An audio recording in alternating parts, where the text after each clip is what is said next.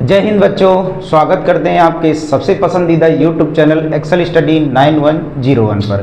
तो I hope बच्चों आप स्वस्थ होंगे और बेहतर होंगे।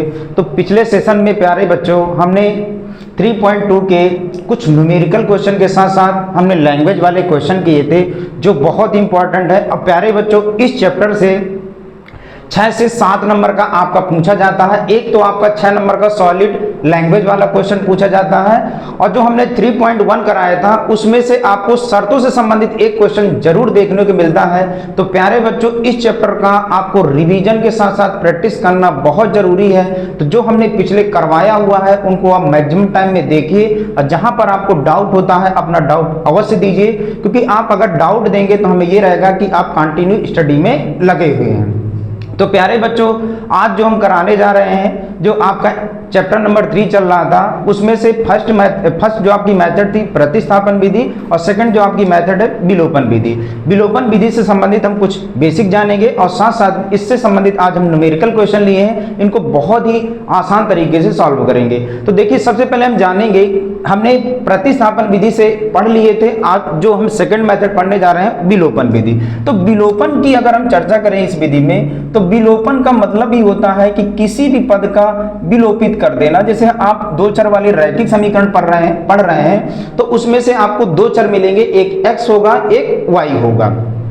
विलोपन का मतलब ही होता है कि किसी भी पद को विलोपित कर देना या हटा देना। ठीक है, तो जैसे आप दो चर वाले रैखिक समीकरण पढ़ रहे हैं x और y, तो x के चाहे गुणांक को आप हटाएंगे चाहे y के गुणांक को हटाएंगे तो कोई एक पद बचेगा। जब एक पद बचेगा तो आपको x या y में से किसी एक की वैल्यू प्राप्त हो जाएगी। तो हमें यहाँ पर क्या करना, विलोपन का मतलब होता है किसी भी पद को हटाना और जब हटाएंगे तो दूसरे पद का हमें मान प्राप्त हो जाएगा। तो आइए प्यारे बच्चों अब विलोपन विधि से संबंधित कुछ न्यूमेरिकल क्वेश्चन लिए हैं, इनको आसानी से समझेंगे। तो जैसे हमने पहला क्वेश्चन लिया है, क्वेश्चन नंबर फर्स्ट, हल क्या दिया है क्वेश्चन में 0.2 into x 0.3 into y equal to 1.3।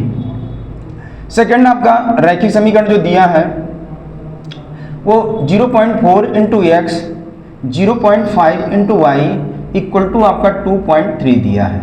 अब हम क्या करते हैं, अगर डेसिमल को आपको हटाना है तो आप डेसिमल को हटा करके भी अपने दो चर वाले रैखिक समीकरण को हल कर सकते हैं। और इन सभी क्वेश्चनों को प्यारे बच्चों हमें विलोपन विधि से करना है। तो हम क्या करते हैं, समीकरण 1 2 को संतुलित करने पर समीकरण, इसको मान लेते हैं समीकरण नंबर 1 और इसको मान लेते हैं समीकरण नंबर 2। तो समीकरण 1 व समीकरण 2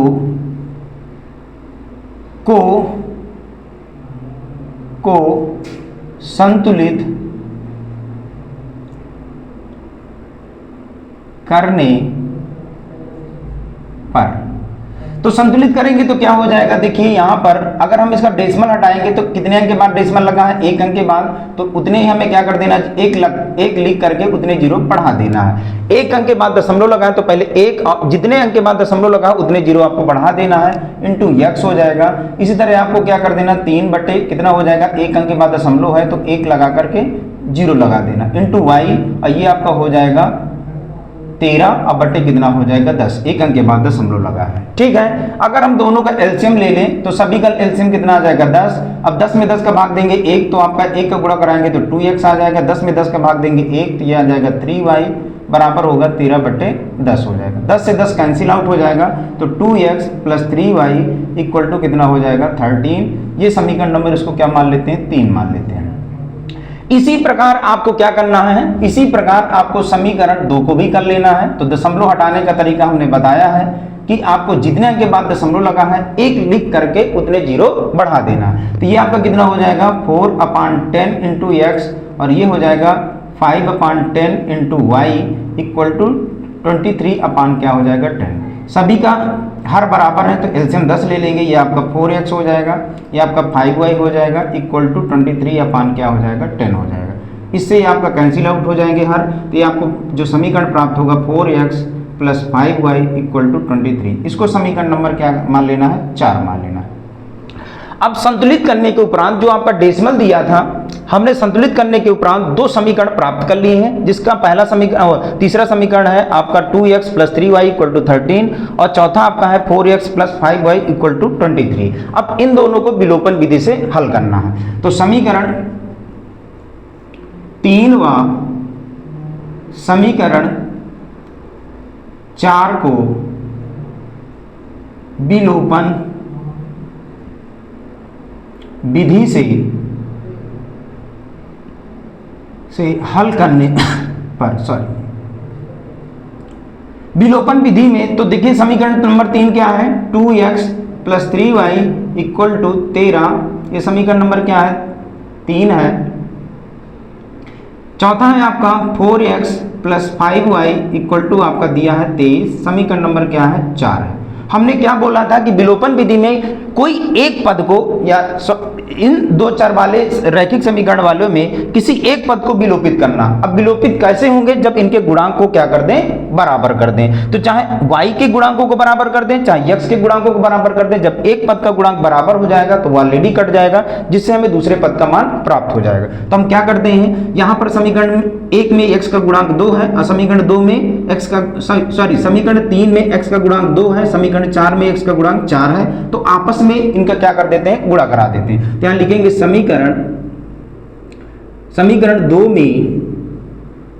में या समीकरण 3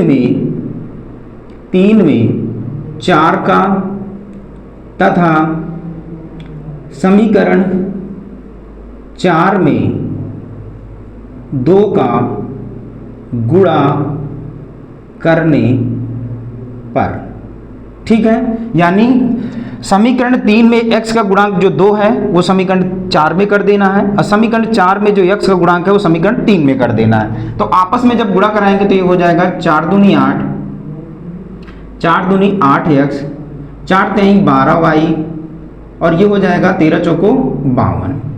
ये आपका हो जाएगा 4 दूनी 8x और 2 पंचे 10y बराबर हो जाएगा 23 दूनी 46, ठीक है। अब देखिए हमें क्या करना है, इनके गुणांकों को बराबर कर दिए x के गुणांक को। अब यहाँ लिखेंगे घटाने पर। घटाने में प्यारे बच्चों क्या होता है, घटाने में चिन्ह आपके बदल जाते हैं। तो ये प्लस है तो माइनस हो जाएगा, ये प्लस है तो माइनस हो जाएगा, ये प्लस है तो माइनस, तो ये कैंसिल आउट हो जाएंगे। माइनस कराएंगे तो यहाँ पर 2i बराबर 52 में से 46 जाएगा तो आपको 6 बचेगा। तो यहाँ पर हम निकालेंगे कि y बराबर जो आपको प्राप्त होगा वो 6 बटे, अब y का मान निकालना तो y के गुणांक कहाँ जाएगा, भाग में चला जाएगा, बटे 2, 2 तेईं 6, यानी y का मान जो आपको प्राप्त हो गया वो 3 प्राप्त हो गया। y का मान आपका 3 प्राप्त हो गया।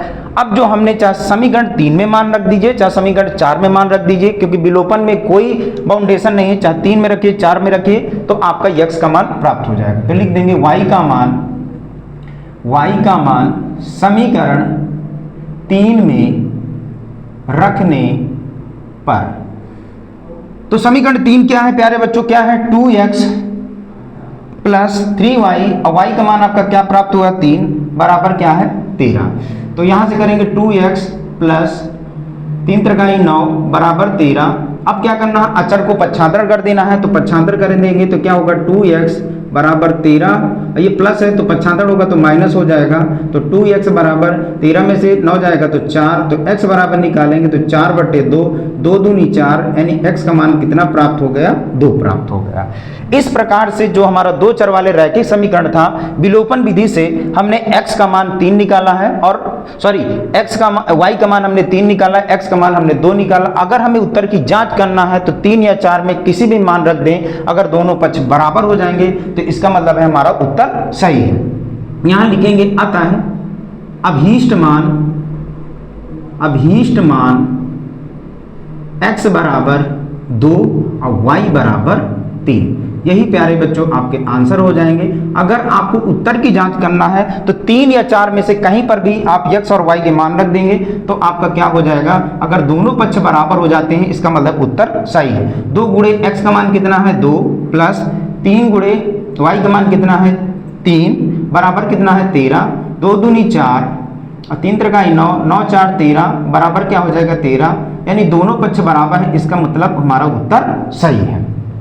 तो इस प्रकार से प्यारे बच्चों आपको प्रोसीजर जो हमने विलोपन विधि बताई है, इस तरीके से आपको स्टेप बाय स्टेप करना है, बहुत ही आसानी तरीके से आपका आंसर आ जाएगा। और साथ ही साथ लास्ट में आप उत्तर की अगर जांच करना चाहें कि हमारा उत्तर सही है या गलत है, तो आपने जो भी समीकरण बनाया है उनमें चाहे आप जैसे यहाँ पर हमारा संतुलित किए हैं तो 3 और 4 प्राप्त हुए, तो चाहे 3 में रख दीजिए, 4 में रख दीजिए, दोनों पक्ष अगर बराबर है इसका मतलब हमारे जो x और y के मान निकाले गए हैं वो बिल्कुल एकदम सही है। तो आइए प्यारे बच्चों अगले क्वेश्चन पर चलते हैं। अगला जो आपका क्वेश्चन है, √2x plus √3y equal to 0, फिर दिया है √3x minus √8y equal to 0 है। इसको आइए हल करते हैं। ये आपका 3.3 का क्वेश्चन नंबर 5 है, तो इनको हल करते हैं। इसको हम इरेज कर देते हैं। आप स्क्रीनशॉट लेना चाहें स्क्रीनशॉट ले सकते हैं।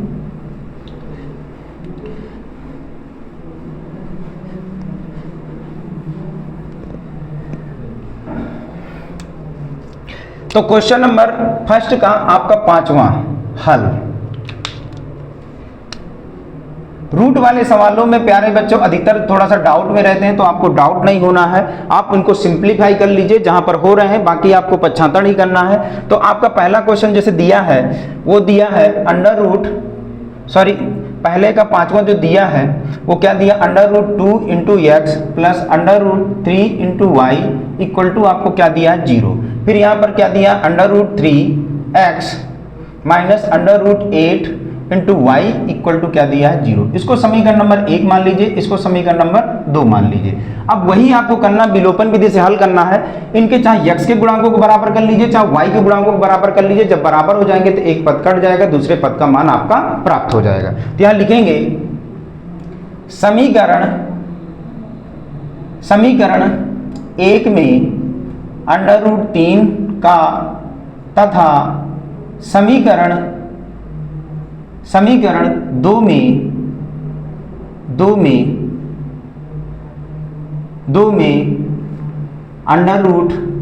√2 का गुणा करने पर। तो प्यारे बच्चों आपको क्या करना, समीकरण 1 में √3 का गुणा कराइए। इसमें तो √3 दूनी भाई ये भी क्या है अपरिमेय है, ये भी अपरिमेय है, तो अपरिमेय का जब गुणा कराएंगे तो क्या हो जाएगा √6x। इसका गुणा कराएंगे तो रूट हट जाएगा, तो आपका कितना हो जाएगा 3y इक्वल टू 0। इधर से आप कराएंगे तो √6x माइनस इसमें आप कराओगे तो कितना हो जाएगा √8 दूनी कितना हो जाएगा 16 इंटू y बराबर 0 हो जाएगा। अब क्या करना, वही प्रोसीजर करना घटाने पर। घटाने में प्यारे बच्चों क्या होता है, चिन्ह बदल जाते हैं, गुणांक हमारे बराबर हो गए हैं। ये क्या हो जाएगा प्लस, ये क्या हो जाएगा, इधर तो आपका कोई पद ही नहीं है, आपका क्या हो जाएगा माइनस, ये कट जाएगा। √16 का मतलब है 4, जब इसमें घटाओगे तो कितना आ जाएगा आपका, इसका मतलब है 4y। तो क्या हो जाएगा, इनको अगर जोड़ेंगे क्योंकि ये चिन्ह बदल गया है तो प्लस हो जाएगा, तो 4 3 7 इंटू वाई इक्वल टू 0। तो y बराबर निकालेंगे तो y बराबर जो आपका हो जाएगा वो 0/7। अब 0 में किसी संख्या का भाग देंगे तो आपका क्या प्राप्त हो जाएगा 0 हो जाएगा। तो y बराबर जब आपका 0/7 यानी कि इसका मान क्या हो गया 0। तो y का मान आपका प्राप्त हो गया, वो कितना प्राप्त हो गया 0। अब हमें क्या करना है, हमने बताया था कि जैसे हमने समीकरण में मान निकाल लिया, चाहे आप x इन दोनों के गुणांकों को तुलना कराने के बाद हमारा y का मान प्राप्त हो गया, चाहे हम समीकरण 1 में मान रख दें चाहे 2 में मान रख दें, तो हमारा y का मान प्राप्त हो जाएगा। तो यहाँ पर हम समीकरण 1 में y का मान रखने पर, तो समीकरण 1 में y का मान रखना है तो क्या हो जाएगा √2 इंटू एक्स प्लस √3 y का मान 0 बराबर 0। तो √2 इंटू एक्स ये आपका 0 हो जाएगा बराबर 0। 0 में किसी संख्या को जोड़ोगे तो वही आ जाएगा √2 इंटू एक्स बराबर 0। तो x बराबर निकालेंगे तो 0/√2, और 0 में किसी संख्या को भाग देते हैं तो क्या आता है 0। इससे मतलब ये है कि हमारा जो x का मान प्राप्त हुआ है तथा y का मान प्राप्त हुआ है, अतः अभीष्ट मान x बराबर 0 और y बराबर 0। यही आपके क्या हो जाएंगे, आंसर हो जाएंगे। अगर आपको उत्तर की जांच करना है तो x और y की जगह मान रख देंगे, तो जब x की जगह मान रखेंगे तो ये पद भी 0 हो जाएगा, ये पद भी 0 हो जाएगा, यानी तीनों क्या हो जाएंगे, दोनों पक्ष, यानी ये भी 0 ये भी 0, दोनों पक्ष बराबर हो जाएंगे। इसका मतलब हमारा उत्तर सही है। तो प्यारे बच्चों, इस तरीके से हमें विलोपन विधि को अप्लाई करके क्वेश्चनों को सॉल्व करना है, क्योंकि विलोपन का मतलब ये होता है एक पद को विलोपित कर देना।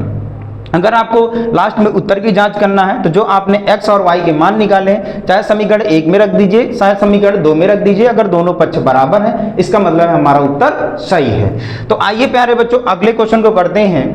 इसको आप नोट डाउन करना चाहें नोट डाउन कर सकते हैं, स्क्रीनशॉट लेना चाहें स्क्रीनशॉट भी ले सकते हैं। आइए क्वेश्चन नंबर फर्स्ट का 5th क्वेश्चन करते हैं।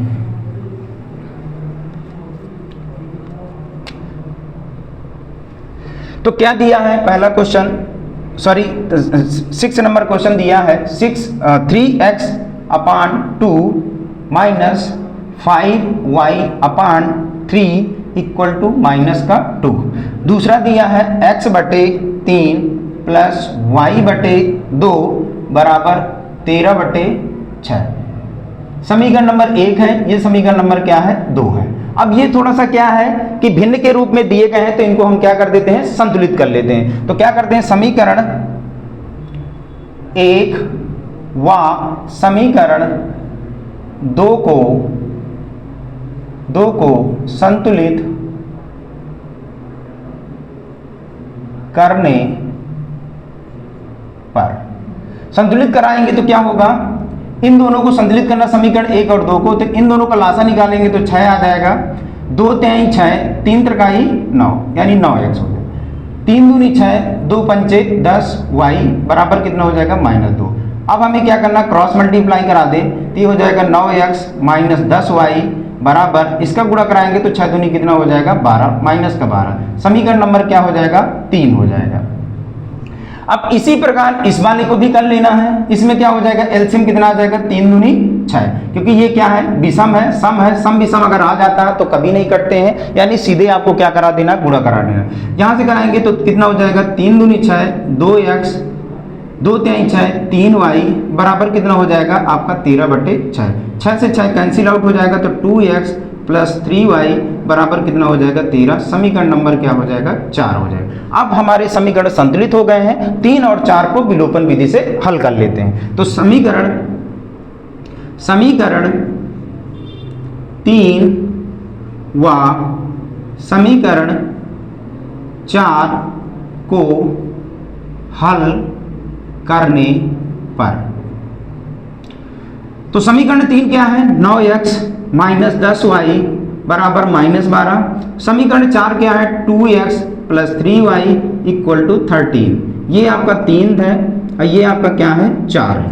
अब इनके गुणांकों को बराबर करना है, तो हम लिखते हैं समीकरण 1 में 2 का तथा समीकरण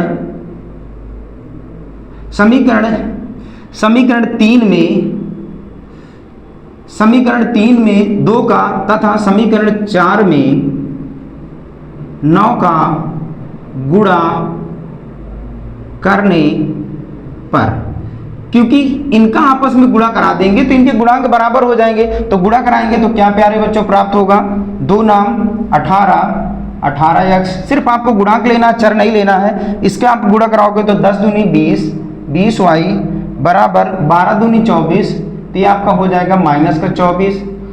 फिर आपको क्या करना है, 3 का 4, इसमें आपको क्या करना है, समीकरण 4 में 9 का गुणा कराना है, तो 9 दूनी 18 प्लस 9 तिया 27 y और 13 नैया कितना हो जाएगा, 117 हो जाएगा।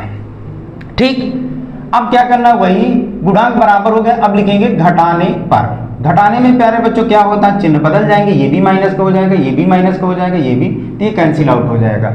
अब 20 माइनस का 20 माइनस का 27 सेम अगर क्या होते हैं, चिन्ह होते हैं, और अगर हमें क्या करना हो, जोड़ना हो, तो ये दोनों जुड़ जाएंगे लेकिन साइन वही रहेगा। तो 27 और 20 कितना हो जाएगा, 47 माइनस 47y, और इसको जोड़ेंगे तो कितना होगा, 7 4 11, 2 1 3 1 4, और ये कितना हो जाएगा 1।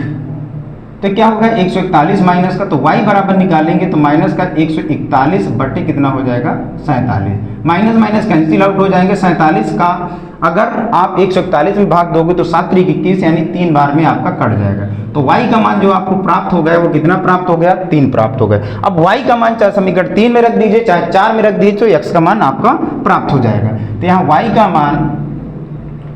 का मान समीकरण 3 में रखने पर, समीकरण 3 में रखना है तो 9x माइनस 10, y का मान कितना है 3 बराबर माइनस का 12, तो 9x 10 3 30 बराबर माइनस का 12, 30 को आप पक्षांतर करेंगे तो माइनस का 12 प्लस का 30 बराबर, ये आपका पक्षांतर हो गया है तो क्या हो गया माइनस से तो क्या हो गया प्लस हो गया है। तो 9x बराबर 30 में 12 जाएगा तो 18, तो x बराबर आपको कितना हो जाएगा 18 बटे 9, 9 दूनी 18 यानी x का मान आपको प्राप्त हो गया 2 प्राप्त हो गए। यहाँ लिखेंगे आता है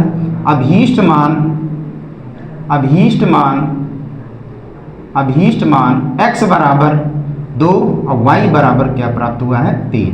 अगर आपको उत्तर की जांच करना है तो हमने आपको बताया है कि आप चाहे समीकरण 3 में रख दीजिए चाहे 4 में रख दीजिए जो आपने संतुलित किया है, अगर दोनों पक्ष बराबर हो जाते हैं तो आपका उत्तर सही है। तो देखिए अगर हम यहाँ पर y का मान कितना है 3 तो 10 3 30 और x का मान कितना है 2 तो 9 दूनी 18 और 30 माइनस के 30 में प्लस का 18 जाएगा तो क्या हो जाएगा माइनस का 12, यानी उत्तर हमारा सही है। तो इस प्रकार से हमने प्यारे बच्चों न्यूमेरिकल वाले क्वेश्चन आपको कितने करा दिए 3 करा दिए। आइए हम चौथे क्वेश्चन को करेंगे। देखिए इसमें 2 चर वाले 2 रैखिक समीकरण दिए हैं, लेकिन इसके लास्ट में बोला है क्या क्वेश्चन है दिया है 2x plus 3y equal to 11 और 2x minus 4y equal to कितना दिया है माइनस का 24 को हल कीजिए और इससे m का वह मान ज्ञात कीजिए जिसके लिए y बराबर mx प्लस 3 दिया हो। तो प्यारे बच्चों इसमें क्या करना है कि सबसे पहले x और y का मान निकालना है और दी गई शर्त में रख देना है, क्योंकि इसमें एक अज्ञात राशि और दे दिया है, m का मान आपको क्या करना है ज्ञात करना है। तो आइए प्यारे बच्चों इस क्वेश्चन को बहुत ही सरलतम तरीके से करते हैं, जो आपका क्वेश्चन नंबर 2 है एक्सरसाइज 3.3 का।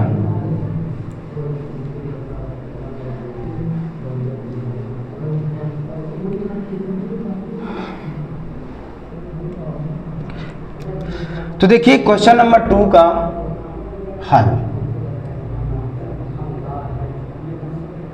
ठीक है। तो दिए गए 2 चर वाले रैखिक समीकरण यहां लिखेंगे, दिए गए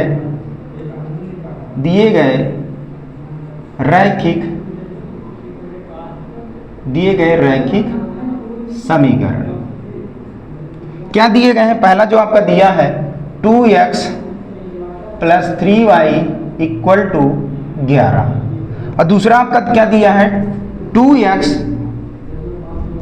minus 4y equal to minus का 24, ठीक।